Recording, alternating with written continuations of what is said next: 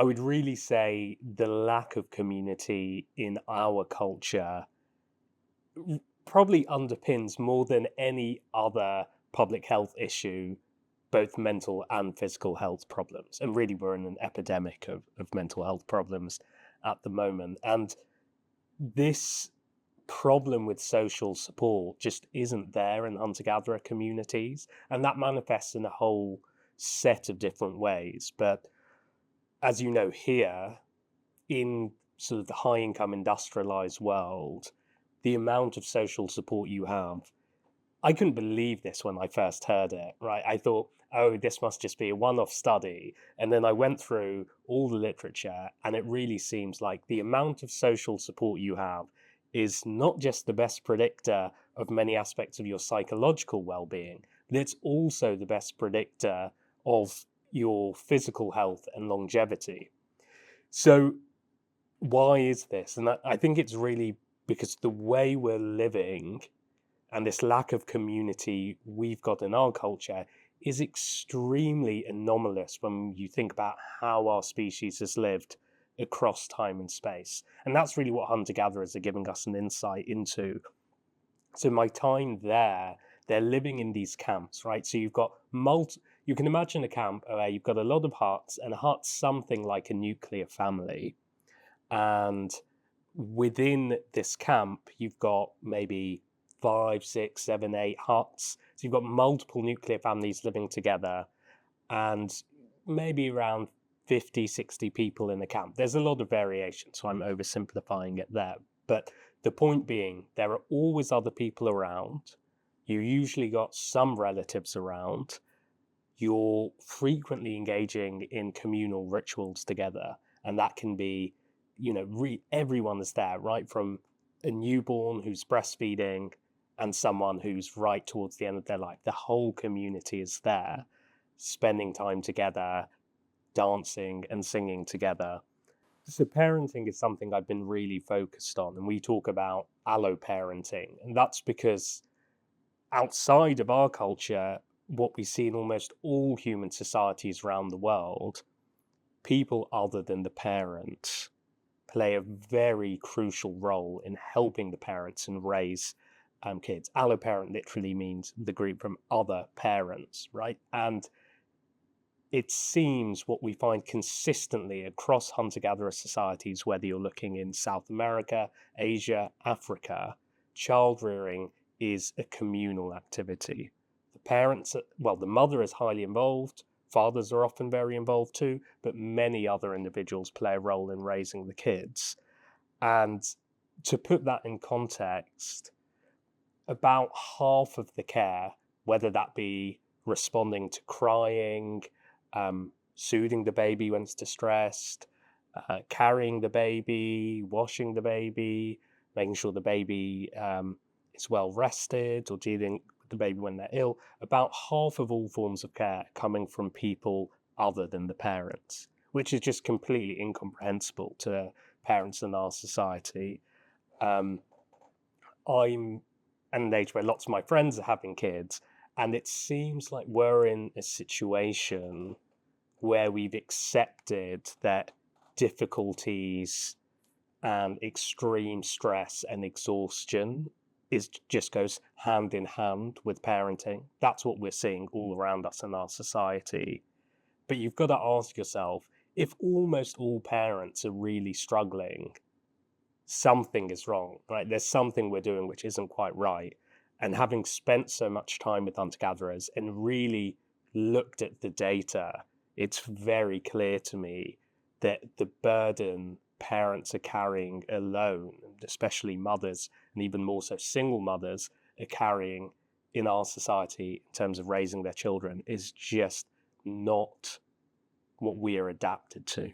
Many anthropologists say that one of the most fundamental adaptations of our species is cooperative child rearing. By working together and raising children together, our species were able to have lots and lots of children who were having high survival rates when we compare humans with other great apes. And I think, as I mentioned, there's so many mothers struggling in our society. Rates of perinatal mental health issues like postnatal depression, postnatal and prenatal anxiety are at an all-time high, and we've almost started seeing them as normal now, which is obviously problematic. And one thing that really can both be a cause and consequence of these mental health problems is guilt and shame amongst mothers who are struggling with raising their kids. Right? We still have these very outdated, completely erroneous narratives that a mother has these maternal instincts, so she should know exactly how to look after kids. She should be able to manage this by herself. It should come to her naturally. And there are these undertones of this is the natural human condition. This is what we've evolved for. But all evolutionary anthropologists can tell you it couldn't be further from the truth. What's at the heart of our evolutionary history is that mothers had loads and loads of social support. So my colleague, who's a psychiatrist, when she saw the data I had collected showing how much support mothers get, she said, we need to tell mothers this. I've seen people in the clinic and they're blaming themselves, thinking there's something wrong with them and their maternal instincts because they're struggling. They need to know that actually it's the situation they're in, it's this culture where they're not getting the support they need. That is what's leading to them struggling, and what's in turn leading to these mental health issues, on top of which they're dealing with this guilt and shame. So we started this project where we were working with a bunch of patients from perinatal psychiatry unit in the UK. And they were all volunteers. They came in once a week. And to begin with, I spoke to them about hunter-gatherers, what parenting looks like, and how important collaborative child rearing has been over human evolutionary history. And in particular, the fact that women in our species didn't evolve to bring up children without help. Parents didn't evolve to manage child rearing alone. And their reactions were really fascinating. I mean, they just, the things we would hear all the time, like, I wish I knew this earlier. I can't believe this. This all makes sense now. No wonder I've been struggling so much. Alongside comments like, I'd spent this whole time thinking something was wrong with me, or, oh, so it's not that I'm a bad mum. It's not that I've got bad maternal instincts. It really was an effective way of reducing the shame and guilt they were experiencing. And what they helped us do was think about how can we best communicate this to other mothers. They were saying, I wish I'd known this before I gave birth. Maybe I wouldn't be feeling like I have been feeling for the last 6 months if I had known this. So they were very enthusiastic, and we initially thought, oh, we'll just create some information for other women with mental health difficulties. And they said, no, all mothers need to hear this, and they all need to hear it before they have kids too, so that they're prepared and so that they're not going to blame themselves. So we worked with them once a week. They would tell us which information they found most useful, which information would help alleviate the guilt of other mothers the most, which information would help encourage help seeking and encourage mothers to, as best they can, build social support networks.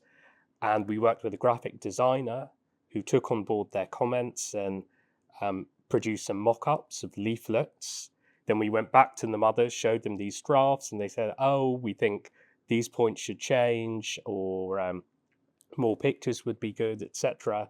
Went back to the graphic designer who did another mock-up, and we iterated this process weekly until we had the final prototype. And now we've got the leaflet. It explains this background of what parenting and motherhood looked like in our evolutionary history, and directly addresses this issue that you shouldn't feel guilty or ashamed if you're struggling with motherhood.